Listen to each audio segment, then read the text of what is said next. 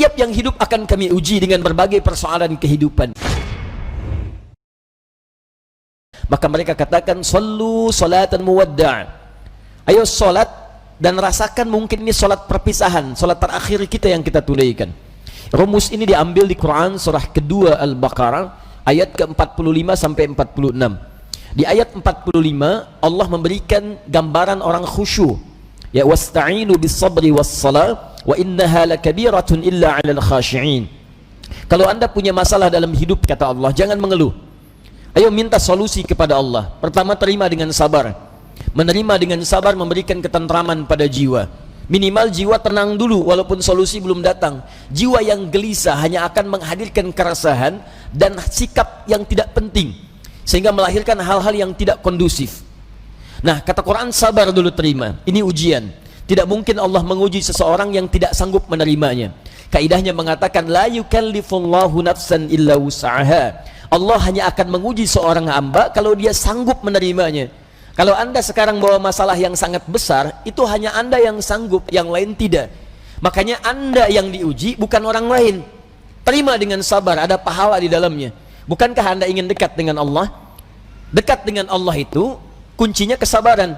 Karena itu Allah firmankan, innallaha ma'as-sabirin. Quran surah kedua ayat 153. Sabar itu adalah kalimat pembuka ucapan selamat dari malaikat ketika menyambut para ahli surga. Bukankah Anda ingin masuk surga? Maka di Quran surah ke-13 ayat ke-24, malaikat disebutkan dalam Quran menyambut ahli surga pertama kali dengan kalimat sabar. Salamun alaikum bima sabartum fa ni'ma uqbaddar. Selamat ya, Anda sabar saat di dunia. Sabar. Dengan sabar ini Anda bisa masuk surga. Silahkan nikmati tempat yang belum pernah Anda nikmati dan rasakan sebelumnya. Sabar. Dan sabar itu selalu bersanding dengan ujian. Quran surah kedua Al-Baqarah ayat 155. Ya, walanabluwannakum bisyai'in minal khauf wal ju' wa naqsin minal amwal wal anfus wath thamarat wa basyiris sabirin.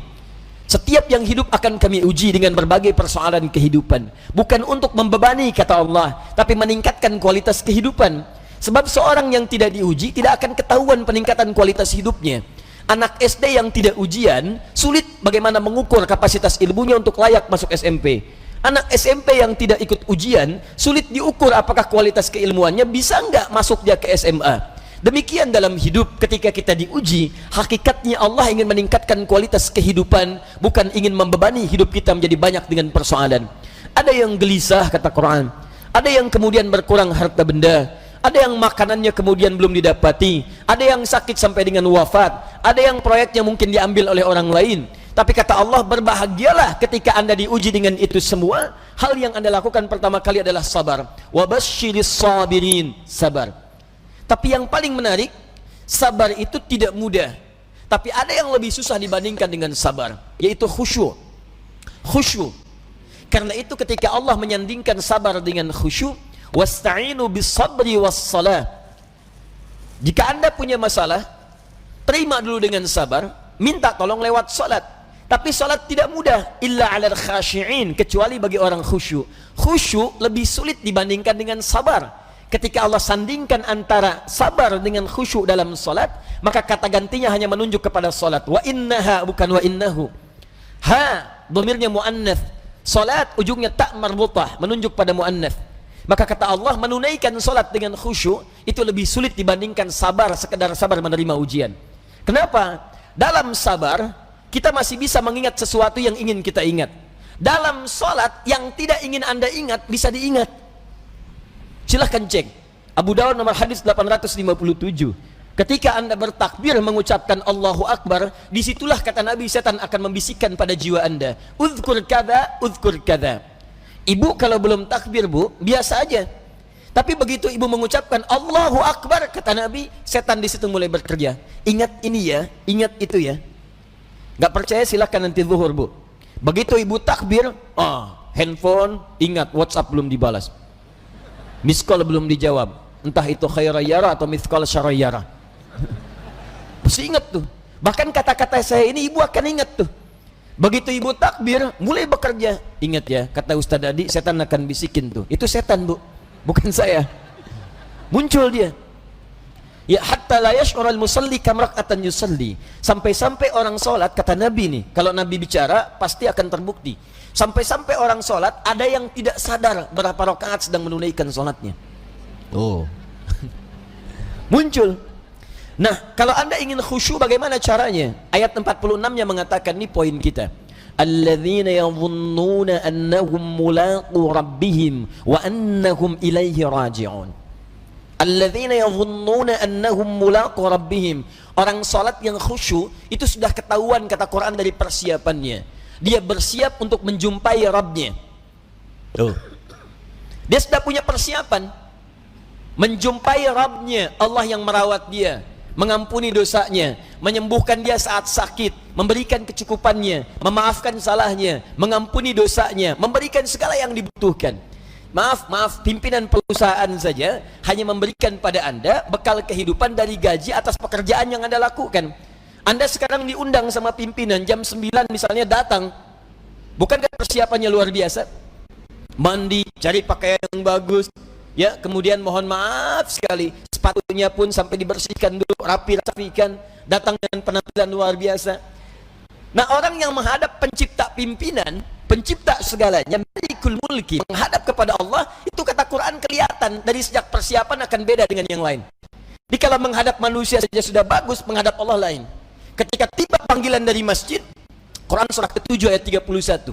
Ya bani Adam khudhu zinatakum 'inda kulli masjid. Hei anak cucu Adam, kalau sudah tiba panggilan dari masjid, maka siapkan penampilan terbaikmu. Orang khusyuk beda. Begitu mendengar kalimat Allahu Akbar, persiapan sudah bagus. Nah, jadi kalau Anda sedang merasakan persiapan seperti itu, maka ketahuilah Allah sedang mencintai Anda karena sedang meresapkan kekhusyuan dalam jiwa Anda. Tapi kalau sebaliknya, dengar azan masih santai. Kok masih santai? Belum qomat. Dengar qomat belum siap-siap. Atau bahkan lebih dahsyat, dengar azan tapi sudah menolak. Allahu Akbar, kecilin volumenya. Wah, ini masalah. Dan kita doakan supaya mendapatkan pencerahan lebih baik, bukan dicela karena mungkin belum siap menerima nilai kebaikan, sehingga doa kita bisa memudahkan itu untuk didapatkan. Begitu cara merespon sesuatu. Jangan selalu keburukan yang terlihat direspon dengan cara yang lebih buruk, tidak. Ya, mencegah kemungkaran bukan dengan cara yang mungkar. Hal yang pertama kita lakukan, tumbuhkan sikap ma'ruf, nilai-nilai kebaikan yang dengan itu kemudian mendapatkan simpati yang lebih baik dari sebelumnya. Anda punya tetangga, tetangganya muslim, laki-laki, beriman kepada Allah, jarak dia ke masjid cuma 5 meter, ini masjid, ini rumah dia, speaker masjid menghadap ke rumahnya begini, ya. Tapi dengar adzan belum tergerak untuk ke masjid, nggak mau dia ke masjid, apa hukumnya? Hukum laki-laki beriman yang tidak mau ke masjid, rumahnya dekat dengan masjid, apa hukumnya? Tapi nasihat, bakar rumahnya. Main bakar aja. Sudah, hukumnya ajak dia ke masjid. Paham? Barangkali dititipkan oleh Allah jadi tetangga bapak supaya bapak dapat banyak pahala dari situ. Karena cuma bapak yang bisa ngajak, bukan dititipkan pada tetangga yang lain. Kenapa enggak Anda ajak? Tetangga masa gitu? Ya, ajak dia. Ya, ajak, doakan di malam hari, ajak di pagi harinya, ayo ke masjid. Begitu dia ke masjid karena ajakan Anda, maka setiap dia masuk masjid dan ibadah di masjid, Anda mendapatkan bagian dari pahalanya. 2 lafaz hadisnya. Di hadis Muslim hadis 1402, man sanna fil islami sunnatan hasanatan falahu ajruha mithla ajri fa'iliha min ghairi an yankusa min ajriha syai'. Siapa yang mengoptimalkan sunnah-sunnah kebaikan dalam Islam, mengajak pada sesuatu kebiasaan dalam Islam, diikuti oleh orang lain, maka dia mendapatkan pahala dari yang mengikuti itu tanpa dikurangi sedikit pun. Sunnah kebaikan berjamaah, sunnah yang sangat ditekankan, ayo ke masjid. Begitu orang itu ke masjid, baru masuk masjid, Anda mendapatkan pahala dari orang itu tanpa dikurangi sedikit pun. Saya kasih info, kita ini baru nyampe masjid, alhamdulillah, di hadis Muslim disebutkan sudah mendapatkan 25 kebaikan. 25 itu 1 ke 2 jaraknya 500 tahun, 2 ke 3 500 tahun, 3 ke 4 500 tahun, sampai ke 25-nya baru masuk. Nah, orang yang bisa mengajak orang lain ke masjid, begitu orang itu masuk, dia mendapatkan otomatis transfer pahala sama persis 25 tanpa dikurangi sedikit pun. Itu belum tahiyatul masjidnya, belum bacaan Qur'annya, belum zikirnya, luar biasa. Nah, saya kembalikan kepada yang awal, maka orang-orang khusyuk itu dari penampilan sudah ada.